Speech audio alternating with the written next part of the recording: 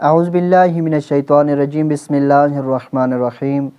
ناظرین کرام، السلام علیکم ورحمۃ اللہ وبرکاتہ۔ ماہ مبارک رمضان ہے اور دعا ہے پروردگار عالم سے کہ اللہ تعالیٰ ہمیں اس ماہ میں زیادہ سے زیادہ عبادت خدا انجام دینے کی توفیق عطا فرمائے۔ ایک سوال جو آج ہمارے تک پہنچا، کسی خاتون نے سوال کیا کہ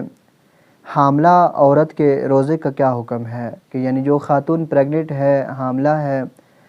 اس کے روزے کا کیا حکم ہے، آیا وہ روزہ رکھ سکتی ہے یا روزہ چھوڑ سکتی ہے، اس کے بارے میں بتائیں۔ تو اس کے بارے میں ناظرین کرام دو شقیں نکلتی ہیں۔ ایک یہ کہ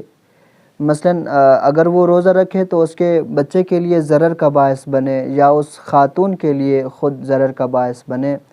اور ڈاکٹروں نے بھی یہ کہا کہ مثلاً اگر آپ روزہ رکھیں گی تو آپ کے لیے ضرر ہوگا، آپ کو نقصان ہوگا، تو پھر وہ روزے کو چھوڑ سکتی ہے، پھر ماہ مبارک رمضان کے بعد پھر اس روزے کی قضا کر دے گی۔ دوسری شک یہ ہے کہ مثلاً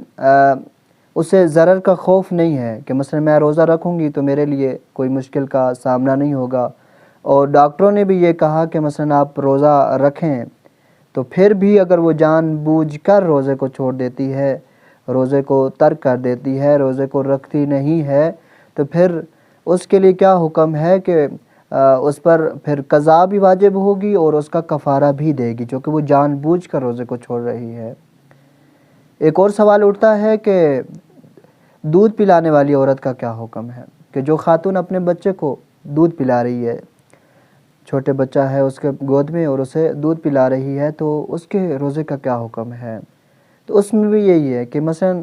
اگر عورت کو یہ خدشہ ہے کہ میں روزہ رکھوں گی اور میرا دودھ کم ہو جائے گا اور میرے بچے کے لیے ضرر ہوگا، تو پھر وہ روزے کو چھوڑ سکتی ہے، پھر رمضان کے بعد پھر اس روزے کی قضا کرے گی۔ دوسرا یہ ہے کہ مثلاً اسے یہ خود کو یقین ہے اس خاتون کو کہ اب میں اگر روزہ رکھوں گی تو میرے کوئی دودھ کم بھی نہیں ہوگا، کچھ مجھے نہیں ہوگا، کوئی پریشانی کا سامنا نہیں ہوگا، تو پھر اس خاتون پہ ضروری ہے کہ وہ ماہ مبارک رمضان کے روزوں کو رکھے، انجام دے۔ اگر نہیں رکھتی تو پھر قضا بھی دے گی اور اس کا کفارہ بھی، چونکہ پھر یہ اسی میں آ جائے گا کہ جان بوجھ کر اس روزے کو ترک کر رہی ہے۔ والسلام علیکم ورحمۃ اللہ وبرکاتہ۔